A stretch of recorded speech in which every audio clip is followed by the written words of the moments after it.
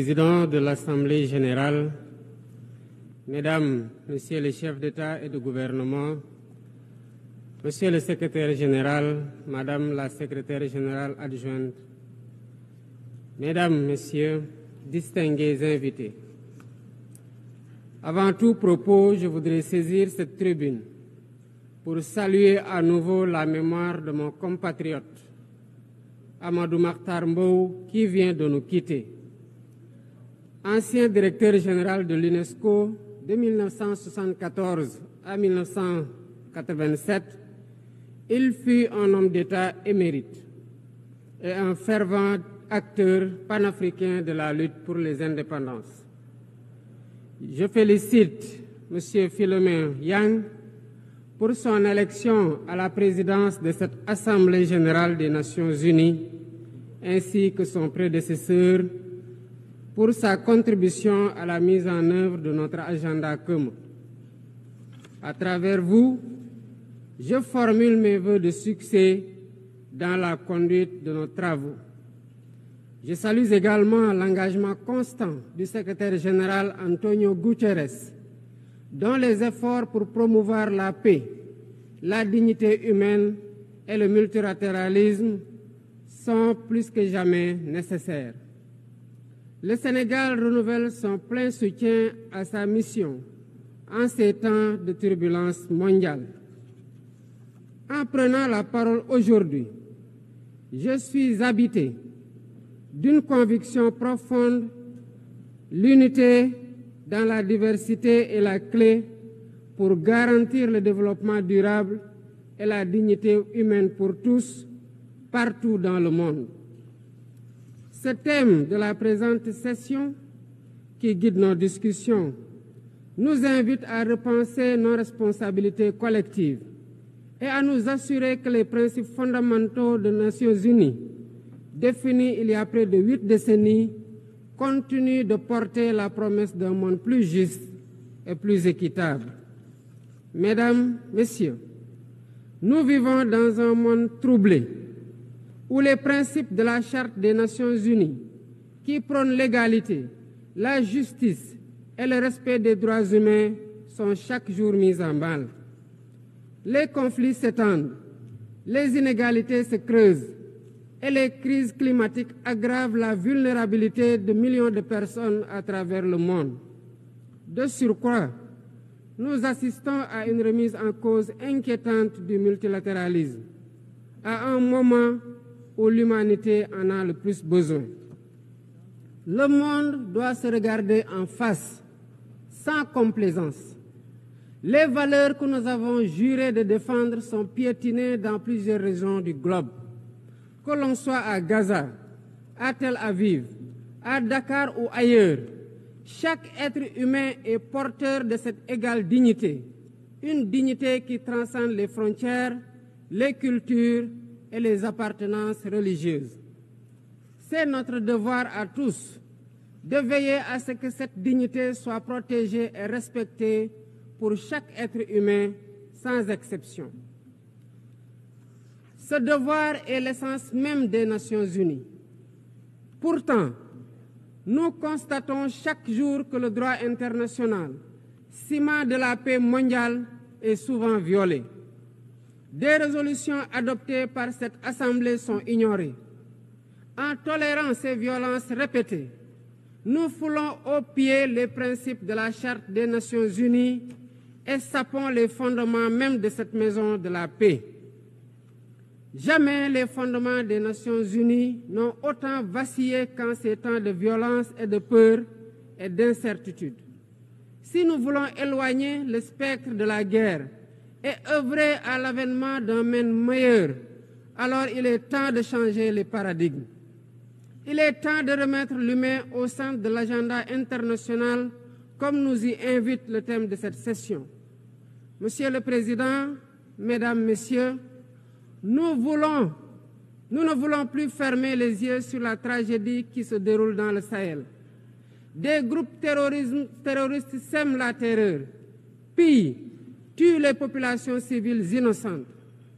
Cette région autrefois stable est désormais en proie à une violence quotidienne tandis que les Nations Unies, particulièrement le Conseil de sécurité, restent trop souvent inertes. De même, nous ne pouvons pas accepter que le Sahel devienne le théâtre de rivalités de puissances étrangères dont les affrontements ne font qu'aggraver la déstabilisation de la région. Je dois rappeler ici que la paix et la sécurité de l'Afrique sont indissociables de la paix mondiale. Il est impératif que le Conseil de sécurité remplisse pleinement son rôle de garant de la stabilité internationale. J'exprime à nouveau la préoccupation du Sénégal face à la situation tragique qui perdure en Palestine. Des générations entières y ont grandi sous l'ombre de l'oppression, privées de leur droit fondamental à un État viable. Le Sénégal, en tant que président du Comité pour l'exercice des droits inaliénables du peuple palestinien, appelle à un cessez-le-feu immédiat et durable.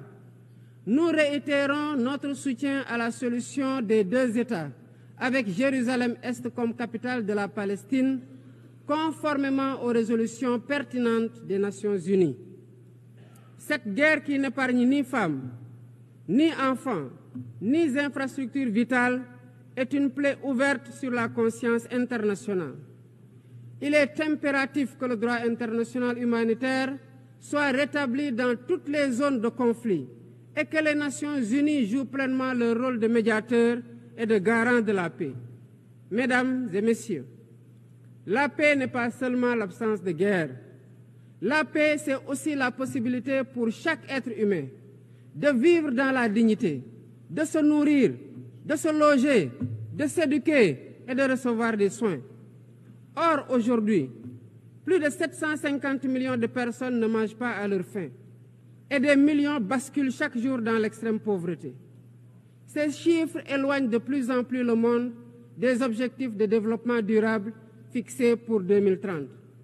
Nous ne pouvons plus accepter que les mécanismes de gouvernance mondiale continuent de reproduire ces inégalités. Il est alors temps de rompre avec la logique du chacun pour soi et de bâtir un nouveau contrat social global fondé sur la solidarité et la coopération. Ce contrat doit inclure des réformes majeures pour s'attaquer aux défis politiques, économiques, environnementaux de notre époque. Premièrement, il est impératif de sauvegarder et de renforcer le multilatéralisme comme cadre unique d'action pour la paix et la sécurité internationale. Cela passe par une réforme urgente des institutions mondiales, notamment le Conseil de sécurité, le FMI, la Banque mondiale, afin qu'elles soient plus inclusives et qu'elles reflètent les réalités géopolitiques et économiques actuelles. Le continent africain, en particulier, doit avoir une place plus importante dans ces instances de décision.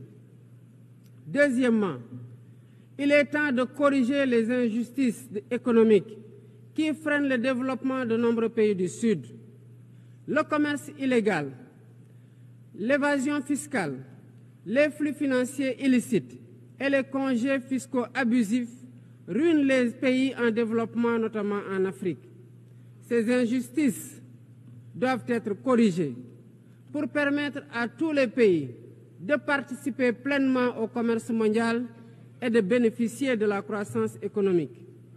Troisièmement, il est essentiel de garantir avec détermination et d'agir avec détermination contre le réchauffement climatique en respectant le principe de responsabilité commune mais différenciée. Les pays industrialisés responsables historiques des émissions massives de gaz à effet de serre doivent intensifier leurs efforts pour financer une transition énergétique juste et équitable qui ne pénalise pas les pays en développement. Nous devons impérativement protéger notre planète sans sacrifier les droits des nations les plus vulnérables à poursuivre leur développement. Quatrièmement, il est nécessaire de rompre avec toute tentative d'imposer des normes civilisationnelles unilatérales. Depuis son indépendance, le Sénégal a toujours défendu l'égale dignité des cultures et des civilisations. Et cette diversité doit continuer à être la base de la coexistence pacifique entre les peuples. Aucune nation ne devrait imposer aux autres ses pratiques ou ses valeurs comme normes universelles. Le respect des différences est le fondement de la stabilité et de la paix dans le monde. Mesdames et messieurs, le Sénégal est fermement engagé dans cette voie. Nous avons choisi de bâtir un État résolument tourné vers le développement durable avec des initiatives ambitieuses dans des domaines tels que les énergies propres, la souveraineté alimentaire et la gouvernance transparente. Mais nous savons que pour réussir, nous avons besoin de l'action collective et de la solidarité internationale. Aucun pays, aussi puissant soit-il, ne peut relever seuls les défis qui menacent l'humanité. Il nous faut donc agir ensemble, unis dans la diversité, pour construire un avenir où la dignité humaine est respectée, où la justice prévaut et où la prospérité est partagée.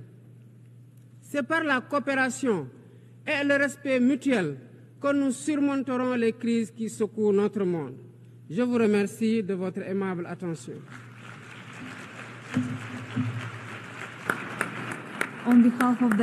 Au nom de l'Assemblée, je remercie le président de la